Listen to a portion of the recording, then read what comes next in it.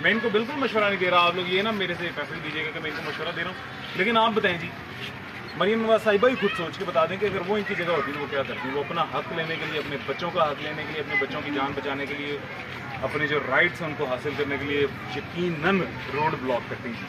ابھی بھی یہ بالکل باہر روڈ ہے جہاں سے مریم نواز صاحبہ گزرتی ہیں, اور جس روڈ سے وہ روزانہ تھوڑا سا اندر میرے خیال سے 300 میٹر یا 200 میٹر کا فاصلہ ہوگا, یا اس سے بھی شاید کم ہوگا, جہاں پہ یہ صورتحال ہے جہاں ہر آئے دن لوگ مر رہے ہیں. اور مر کیوں رہے ہیں کہ یہاں سے کوئی پرائیویٹ سوسائٹی یا پرائیویٹ فارم ہاؤس بجلی کی تاریں لے کے کیا ویسے کو اپنی تھوڑی سی تار بچانے کے لیے لوگوں کی جان کی بازیاں, لوگ اپنی جان کی بازیاں ہار رہے ہیں, لوگوں کی جانیں گوائی جا رہی ہیں صرف اس کی تھوڑی سی تار بچانے کے لیے, تھوڑا اس کا خرچہ بچانے کے لیے. یہ تو سراسر ظلم ہے.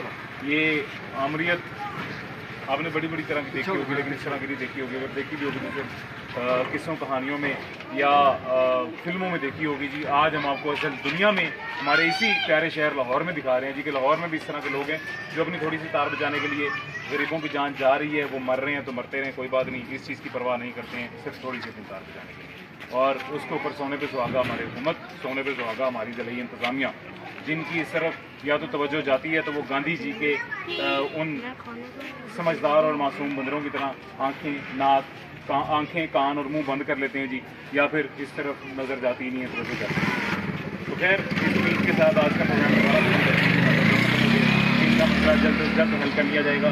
اگر ان کا مسئلہ خود بخود حل نہیں کیا جائے گا تو اپنا مسئلہ حل کروانے کے لیے لوگ تو یقیناً باہر نکلیں گے. وہ تو ان کی جگہ میں بھی ہوتا تو نکلتا, ان کی جگہ آپ بھی ہوتا تو نکلتے. خیر مجھے اجازت دیں, اپنا خیال رکھیں. اللہ حافظ.